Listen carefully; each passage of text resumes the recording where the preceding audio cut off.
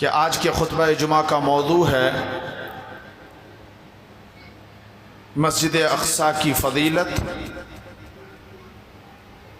موضوع کی مناسبت سے سورہ بنی اسرائیل کی پہلی آیت کریمہ آپ کے سامنے پڑھی گئی ہے۔ اللہ رب العالمین سے دعا ہے کہ اللہ رب العالمین کہنے والے کو حق کہنے، خود اس پر عمل کرنے، آپ سبھی بھائیوں بزرگوں کو حق سننے سمجھنے اور اس پر عمل کرتے ہوئے دوسروں تک پہنچانے کی توفیق عطا فرمائے، آمین تقبل یا رب العالمین۔ بلا شبہ خطبہ جمعہ اسلام کی ایک بہترین نعمت ہے۔ جمعہ کا دن ہی دنوں کا سردار ہے۔ خطبہ جمعہ اس نیت سے سنی جائے کہ اس پر عمل کیا جائے۔ مسجد اقصی کی بڑی فضیلت ہے، بڑا مقام اور مرتبہ ہے۔ مسجد اقصی فلسطین میں واقع ہے۔ فلسطین عرب ممالک میں سے ایک ملک ہے۔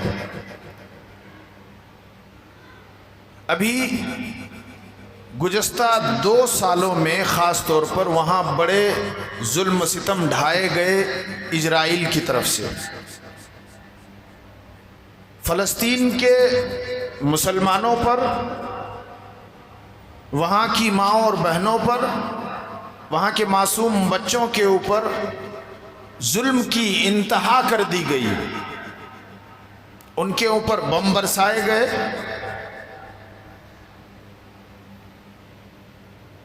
جب وہ زخمی ہو کر کے ہاسپٹل کی طرف لے جائے گئے تو اسرائیل کی طرف سے ان کے ہاسپٹلز کے اوپر بمباری کی گئی، ان کے ڈاکٹروں کو ختم کیا گیا، ہاسپٹل کو تہو بالا کیا گیا، پانی روک دیا گیا، غلہ کھانے پینے کے اناج اور سامان جو دوسرے ملکوں سے لوگ مدد کے طور پر بھیجنے کی کوشش کر رہے تھے، بارڈر کو، سرحد کو سیل کر کے کھانا پانی روک دیا گیا۔ غرض یہ کہ 2 سال کا عرصہ فلسطینی مسلمانوں نے بہت ہی تکلیف کے ساتھ گزاری، بہت ہی مصیبت جھیلی، لیکن اللہ کے ان بندوں اور بندیوں نے توحید کے ساتھ کوئی کمپرمائز نہیں کیا، ایمان پر ڈٹے رہے، اپنے ملک کی حفاظت کے لیے ڈٹے رہے، اور انہوں نے توحید کے ساتھ کوئی کمپرمائز نہیں کیا، شرک کی طرف نہیں گئے، بدعات اور خرافات کی طرف نہیں گئے، وہ ایک اللہ پر توکل کرتے رہے۔ ان کے معصوم بچوں کی زبان سے بھی اللہ ہی سے مدد کی آواز اور پکار لگتی تھی۔ دنیا بھر کے مسلمانوں نے وہاں کے لیے دعائیں کی۔ ہم لوگوں نے خطبہ جمعہ میں، جمعہ کے خطبے میں دعائیں کی۔ دنیا بھر کے عرب ملکوں کے مسلمانوں نے، دیگر ملکوں کے مسلمانوں نے ان کو مدد کرنے کی ہر ممکن کوششیں کی، مدد پہنچائی گئی، اور پھر پوری دنیا کے اندر ایک آواز اٹھی۔ اس آواز میں مسلم، نان مسلم، تمام کے تمام لوگ، سیکولر لوگ شامل تھے، بڑی بڑی ملکوں کے نمائندے شامل تھے، کہ یہ جو اسرائیل فلسطین کے اوپر حملہ کر رہا ہے یا فلسطینیوں کو پریشان کر رہا ہے، یہ انسانیت کے خلاف ہے، یہ ظلم کی انتہا ہے، یہ جنگ کے اندر جو قوانین ہے اس کی بھی خلاف ورزی ہے۔ حتیٰ کہ یونائٹڈ کے اندر جب سب کی میٹنگ ہوتی ہے اور اس میٹنگ میں پورے ملکوں کے نمائندے پہنچتے ہیں، تو اسرائیل کا نمائندہ نتن یاہو جب بیان کرنے لگا تو سارے کے سارے واک آؤٹ کر کے مجلس کو خالی کر کے یہ پیغام دیے کہ آپ جو کر رہے ہو یہ غلط کر رہے ہو۔ آخرکار الحمدللہ چند دن قبل فلسطین کے اندر امن و امان کا بحال ہوا۔ اسرائیل کی فوج وہاں سے نکلنے پر مجبور ہوئی، اور اب جا کر کے دوبارہ وہاں پر امن و امان کا ماحول ہے۔ اور ان فلسطینیوں نے، مسلمانوں نے 2 سال کی مدت ظلم و ستم جھیلنے کے بعد جب انہیں آزادی ملی اور دوبارہ امن اور سکون بحال ہوا، تو وہ تکبیرات پڑھتے ہوئے اللہ رب العالمین کے حمد و ثنا اور اس کا شکر ادا کر رہے تھے۔ غرض اللہ رب العالمین نے اس مقام کی بڑی فضیلت قرآن کے اندر، احادیث کے اندر ذکر فرمایا۔ نبی کریم صلی اللہ علیہ وسلم نے اللہ رب العالمین نے قرآن کریم سورہ بنی اسرائیل کے اندر ارشاد فرمایا سبحان الذی اسری بعبدہ لیلا من المسجد الحرام الى المسجد الاقصى الذی بارکنا حولہ لنریہ من آیاتنا انہ هو السمیع البصیر۔ بابرکت ہے وہ ذات جس نے اپنے بندے محمد صلی اللہ علیہ وسلم کو رات کے ایک مختصر سے حصے میں مسجد حرام سے لے کر کے مسجد اقصی تک کا سیر کرایا۔ مسجد اقصی کا قرآن کریم کی اس آیت کریمہ میں اللہ رب العالمین نے ذکر فرمایا، نہ صرف ذکر فرمایا اقصی الذی بارکنا حولہ، اللہ نے فرمایا کہ وہ مسجد اقصی جس کے ارد گرد ہم نے برکتیں رکھی ہے، لِنُرِيَهُ تاکہ لوگ دیکھ لیں۔ آپ میں سے اکثر و بیشتر کو یہ بات معلوم ہوگی کہ ہمارا قبلہ اول مسجد اقصی ہے۔ اس وقت ہم اور آپ اس طرف منہ کر کے نماز ادا کرتے ہیں، پوری دنیا کے لوگ یہ اس طرف نماز ادا کرتے ہیں گھوم کر کے، اس لیے کہ سامنے قبلہ جو ہے ہمارا وہ خانہ کعبہ ہے، مسجد حرام ہے۔ اور جو احباب مسجد حرام کی زیارت کر چکے ہیں، خانہ کعبہ کا طواف کر چکے ہیں، عمرہ یا حج کرنے کی سعادت اور نصیب ہو چکی ہے، انہیں یہ پتہ ہے کہ یہ خانہ کعبہ ہے، اور خانہ کعبہ کے ارد گرد جو نماز کے لیے نماز کے وقت صف لگتی ہے تو وہ گول صف لگتی ہے تاکہ ہر ایک کا رخ قبلے کی جانب ہو۔ ہم اور آپ پچھم کے طرف قبلے کے طرف منہ کر کے کھڑے ہوتے ہیں، مکہ کے مخالف سمت میں رہنے والے خانہ کعبہ کے طرف منہ کر کے نماز ادا کرتے ہیں۔ غرض اول قبلہ، پہلا قبلہ مسجد اقصی فلسطین میں واقع ہے، وہ ہمارا اول قبلہ ہے، پہلا قبلہ ہے۔ پہلے اسلام آنے کے بعد پیارے نبی صلی اللہ علیہ وسلم جب نماز ادا کرتے تھے تو مسجد اقصی کی طرف منہ کر کے نماز ادا کرتے تھے۔ محمد صلی اللہ علیہ وسلم کی یہ مسلسل خواہش رہی ہے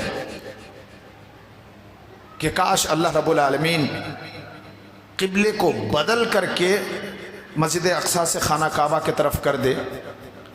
پھر اللہ رب العالمین نے محمد صلی اللہ علیہ وسلم کی دعائیں سنی، اللہ رب العالمین نے محمد رسول اللہ صلی اللہ علیہ وسلم کی خواہش کا خیال رکھا، اور اللہ رب العالمین نے اب اسلام کا قبلہ اول وہاں خانہ کعبہ کو یعنی مسجد اقصی سے بدل کر کے خانہ کعبہ کر دیا۔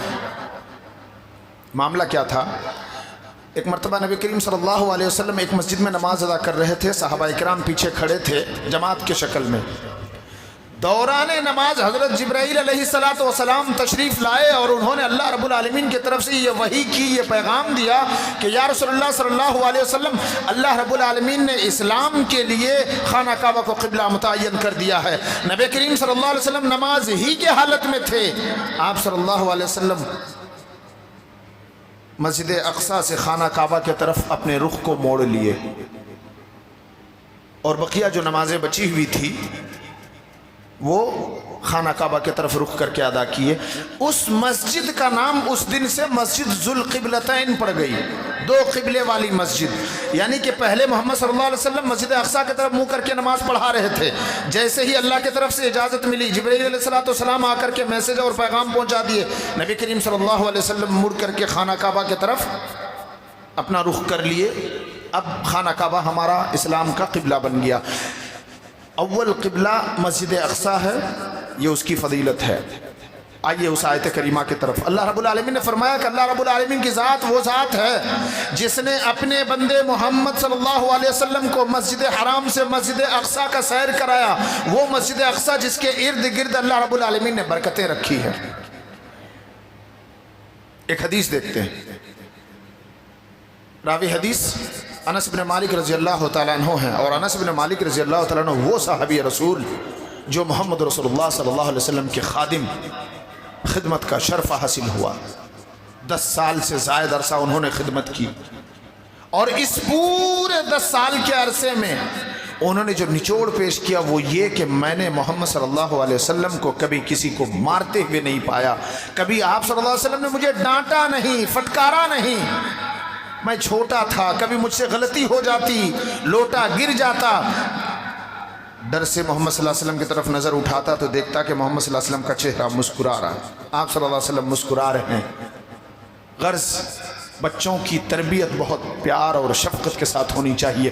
अनस बिन मालिक रज़ी अल्लाह तआला अन्हु कहते हैं, इमाम मुस्लिम रहमतुल्लाह अलैह ने अपनी किताब सही मुस्लिम जिल्द नंबर 1 किताबुल इसरा वल मिराज बाबुल ईमान के किताबुल ईमान बाबुल इसरा वल मिराज के तहत नकल फरमाया।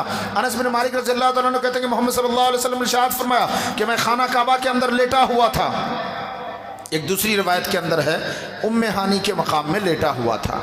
इतने में अल्लाह रब्बुल आलमीन की तरफ से हज़रत जिब्राइल अलैहिस्सलाम तशरीफ़ लाए। आपने मोहम्मद सल्लल्लाहु अलैहि वसल्लम को जगाया। जगाने के बाद सीने को चाक किया, सीने को फाड़ा, चीरा, अंदर से कलेजे को निकाला, सोने के तश्तरी पर कलेजे को रखा और कलेजे को अच्छे से आबे जमजम से, जमजम के पानी से धुला। धुलने के बाद दोबारा सीने में फिट कर दिया। क्या मालूम हुआ?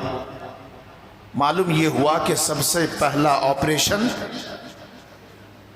शरीयत इस्लामिया के अंदर उसकी दलील मौजूद है, वाक़या मौजूद है कि मोहम्मद सल्लल्लाहु अलैहि वसल्लम का हुआ।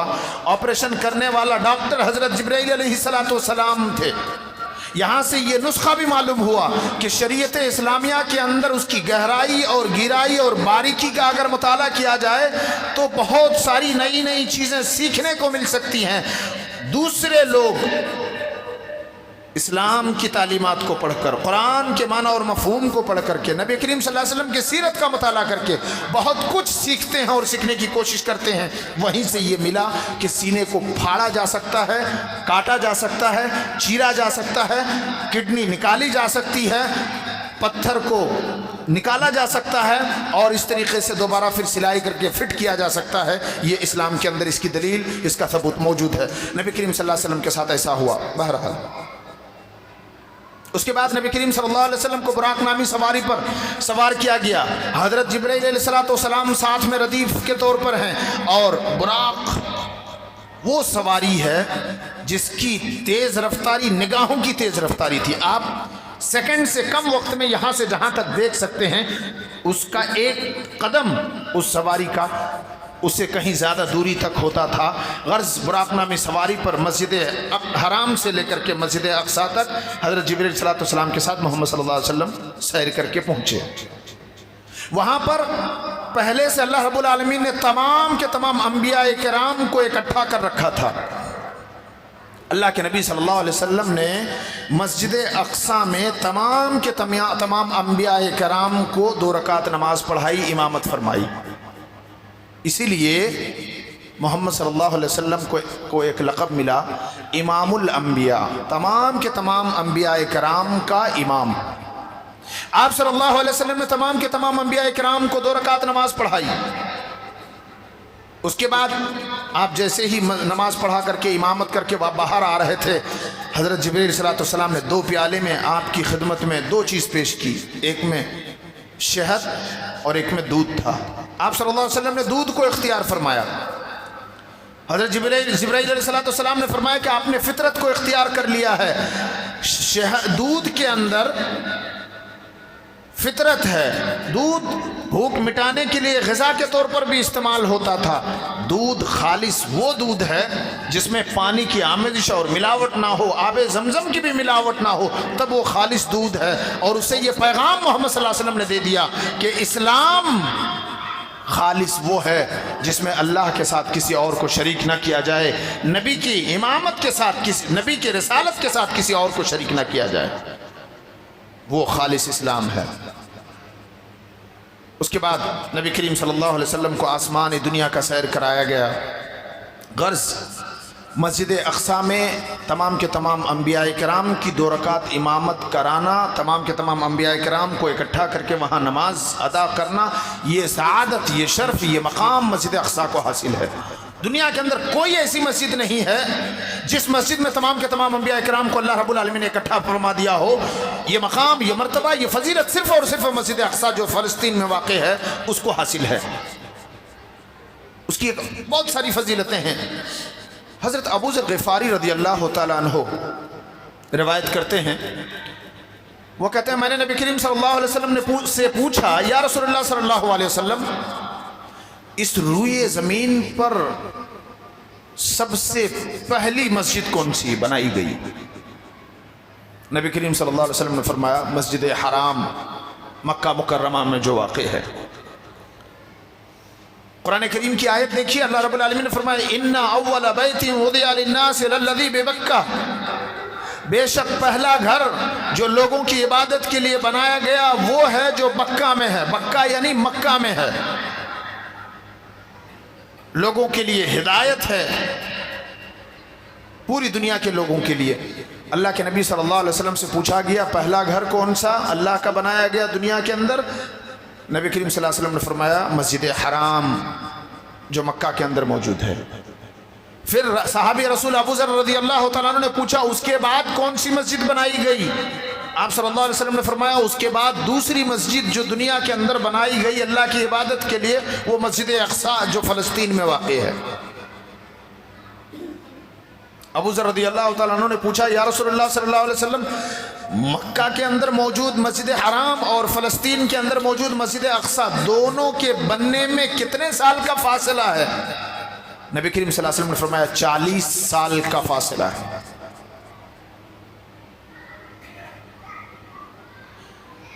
دنیا کے اندر دوسری سب سے اہم مسجد وقت کے اعتبار سے جو بنائی گئی وہ مسجد اقصی۔ فضیلت کے اعتبار سے دیکھیے نبی کریم صلی اللہ علیہ وسلم نے ارشاد فرمایا کہ سب سے زیادہ فضیلت مسجد حرام کی، جو شخص مسجد حرام میں ایک وقت نماز ادا کرے گا تو دنیا کے عام مسجدوں میں 1,00,000 وقت نماز ادا کرنے سے زیادہ فضیلت ہے۔ مسجد نبوی کے بارے میں نبی کریم صلی اللہ علیہ وسلم نے فرمایا مسجد نبوی جو مدینے کے اندر موجود ہے کہ جو مسجد نبوی میں ایک وقت کی نماز ادا کرے گا تو دنیا کے اندر عام مسجدوں میں نماز ادا کرنے کے مقابلے 1000 گنا زیادہ فضیلت ہے، زیادہ ثواب ہے۔ اور تیسرے نمبر پر مسجد اقصی کی فضیلت ہے۔ مسجد حرام، مسجد نبوی، اب مسجد اقصی کے بارے میں نبی صلی اللہ علیہ وسلم نے فرمایا کہ جو شخص مسجد اقصی میں ایک وقت کی نماز ادا کرے گا تو دنیا کے عام مسجدوں میں 500 گنا، یعنی دنیا کے عام مسجدوں میں نماز ادا کرنے کے مقابلے 500 گنا زیادہ ثواب اور اجر مسجد اقصی میں نماز ادا کرنے سے ملے گا۔ ایک اور حدیث کے اندر نبی کریم صلی اللہ علیہ وسلم نے فرمایا لا تسد الرحال الا 3 مساجد، ہم میں سے کسی کے لیے یہ جائز اور درست نہیں ہے کہ ساز و سامان لے کر کے کسی دوسری مسجد کے طرف سفر کریں نیکی کی غرض سے، ثواب کی نیت سے، سوائے 3 مسجدوں کے، مسجد حرام جو مکہ مکرمہ میں ہے، مسجد نبوی جو مدینہ میں ہے، اور مسجد اقصی جو فلسطین میں ہے۔ یہ 3 وہ مساجد ہیں جن مسجدوں کے طرف ہم اور آپ ساز و سامان کے ساتھ، سفر کی تیاری کے ساتھ، ثواب کی نیت سے سفر کر سکتے ہیں۔ بقیہ کسی مسجد کی طرف اس طرح سے سفر کرنے کی اجازت اور گنجائش نہیں ہے، چاہے وہ آگرہ ہو، چاہے وہ بابری ہو، چاہے وہ کسی بھی عرب ملک کے اندر کوئی مسجد واقع ہو، ان مسجدوں کے طرف ہم اور آپ ثواب کی نیت سے سفر نہیں کر سکتے۔ یہیں پر ایک مسئلہ بتا دوں، آپ کے محلے کی جو مسجد ہے اس مسجد کا آپ کے اوپر حق یہ ہے کہ آپ اس مسجد کو آباد رکھیں، اس مسجد میں نماز قائم کریں، اس مسجد میں اذان دیں، اس مسجد کے صفائی ستھرائی کا خیال کریں۔ ہمارے بعض کم پڑھے لکھے مسلمان متقی پرہیزگار لوگ کبھی کبھی کیا ہوتا ہے محلے کی مسجد میں نماز پڑھنے جاتے ہیں اور اس کے بعد ان کے مزاج میں کوئی ایسی حرکت، ایسی چیز آ جاتی ہے، فلاں صاحب تو ایسے ہیں، فلاں صاحب تو ایسا کہتے ہیں، امام صاحب ایسے ہیں، مؤذن صاحب ایسے ہیں، چلو میں یہ مسجد میں نماز نہیں پڑھوں گا۔ کہاں پڑھوں گا؟ وہ والی مسجد میں جا کے نماز پڑھوں گا۔ یہ آپ کے لیے جائز اور درست نہیں ہے۔ آپ اللہ کی نافرمانی کر رہے ہیں۔ آپ کے محلے کی مسجد کا آپ کے اوپر حق یہ ہے کہ آپ اس کو آباد رکھیں، اور آپ جیسے 2 4 6 10 20 لوگ اگر ایسے ہی کریں، محلے کی مسجد کو چھوڑ کر کے دور کی مسجد میں جا کے نماز ادا کریں گے تو پھر محلے کی مسجد ویران ہو جائے گی۔ اور کہاں نہیں ہوتا ہے، کچھ نہ کچھ وہ تو مسجد نبوی میں بھی ہوتا تھا۔ مسجد نبوی میں نبی کریم صلی اللہ علیہ وسلم موجود ہیں، صحابہ اکرام موجود ہیں، ایک بدو دیہاتی آئے اور مسجد نبوی کے کونے میں پیشاب کرنے لگے، صحابہ اکرام لپک پڑے، دوڑ پڑے کہ اس کو منع کیا جائے، ڈانٹا جائے، فٹکارا جائے۔ نبی کریم صلی اللہ علیہ وسلم فرمایا چھوڑ دو اسے۔ صحابہ اکرام رک گئے، اس نے پیشاب کر لیا، آپ نے بلایا، پیار سے، محبت سے، نرمی سے اسے تربیت دی، سمجھایا کہ یہ مسجد ہے، عبادت کی جگہ ہے، پیشاب کرنے کے لیے نہیں ہے، مسجد کو صاف رکھنا چاہیے۔ بات سمجھ میں آئی۔ آپ صلی اللہ علیہ وسلم نے صحابہ کرام سے کہا کہ اس کے اندر پانی بہا دو۔ غرض یہ ہے کہ جب ایک جگہ رہیں گے تو مزاج کے اندر تھوڑی بہت فرق رہے گا، لیکن اس کو ایڈجسٹ کرنا ہے۔ اللہ والے لوگ نرمی کرتے ہیں آپس میں مسلمانوں کے ساتھ۔ غرض بات دوسری طرف نہ چلی جائے، کہنے کا مطلب یہ کہ مسجد اقصیٰ کی فضیلت، مسجد اقصیٰ کا مقام اور مرتبہ بہت ہے۔ مسجد اقصیٰ رات کے مختصر سے حصے میں نبی کریم صلی اللہ علیہ وسلم نے سیر کیا اور اس کے بعد آسمان دنیا کی طرف گئے۔ آپ صلی اللہ علیہ وسلم ساتوں آسمان کے دربان سے ملے اور ساتوں آسمان میں الگ الگ نبیوں سے ملاقات ہوئی، بات چیت ہوئی، جنت کا سیر کیا، جہنم کا سیر کیا۔ اس کے بعد آپ صلی اللہ علیہ وسلم وہاں سے واپس آئے اور اس کے بعد واپس آئے، اتنا سب کچھ ہوا اور اس مختصر سے وقت میں پورے سفر کرنے کے بعد وہ جب واپس آئے تو آپ صلی اللہ علیہ وسلم کا بستر ویسے کا ویسے ہی گرم تھا، جیسے بستر پر کوئی سویا ہوا ہو، اٹھ کر کے استنجا وغیرہ کرنے کے لیے جائے اور دوبارہ آئے تو اتنے کم وقت میں بستر کے اندر گرمی اور حرارت رہتی ہے۔ غرض صبح ہوئی، آپ صلی اللہ علیہ وسلم فجر کی نماز پڑھائے، مسلمانوں سے، صحابہ اکرام سے آپ صلی اللہ علیہ وسلم نے اپنے سفر اسراء اور معراج کا واقعہ ذکر فرمایا۔ صحابہ اکرام ایمان والے، مسلمان ایمان والے، انہوں نے تسلیم کر لیا۔ کافر اور مشرک کو موقع مل گیا، خاص طور پر ابو جہل کو بڑا موقع ہاتھ لگا۔ ارے ایسا کیا ممکن ہے کہ کوئی مسجد حرام سے مسجد اقصیٰ جو فلسطین میں ہے 40 دن اور 40 رات لگتے ہیں، اگر کوئی سفر کرنا چاہے اونٹ سے، گھوڑے سے یا پیدل تو اتنا وقت لگے گا، 1 مہینے سے زائد کا وقت لگے گا۔ اور محمد کہہ رہے ہیں کہ ہم نے رات کے ایک مختصر سے حصے میں مسجد اقصیٰ گئے، پھر آسمان گئے اور جنت اور جہنم کا سیر کر کے واپس بھی آ گئے۔ یہ تو بات عقل کو آتی نہیں ہے، عقل اس بات کو ماننے کے لیے تیار نہیں۔ ابو جہل کو ایک موقع مل گیا،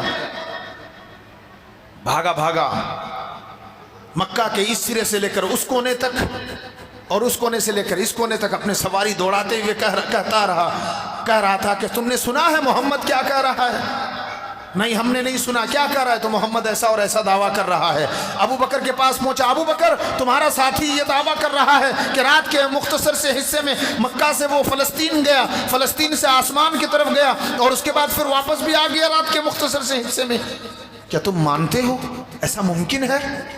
حضرت ابو بکر صدیق رضی اللہ تعالیٰ عنہ نے پورے اعتماد کے ساتھ 2 ٹوک لفظ میں کہا، اے ابو جہل سن، اگر تیری یہ بات سچی ہے اور میرے نبی نے اگر یہ بات کہی ہے تو میں اس بات کے اوپر ایمان لاتا ہوں، کیونکہ میرا نبی جھوٹ نہیں کہہ سکتا۔ وما ينطق عن الهوى ان هو الا وحی یوحى، نبی اپنی طرف سے کوئی بات نہیں کہتا، وہی کہتا ہے جو وحی الہی ہوتی ہے، اللہ کی طرف سے کہتا ہے، زبان کھولتا ہے تو وحی کی بنیاد پر کھولتا ہے۔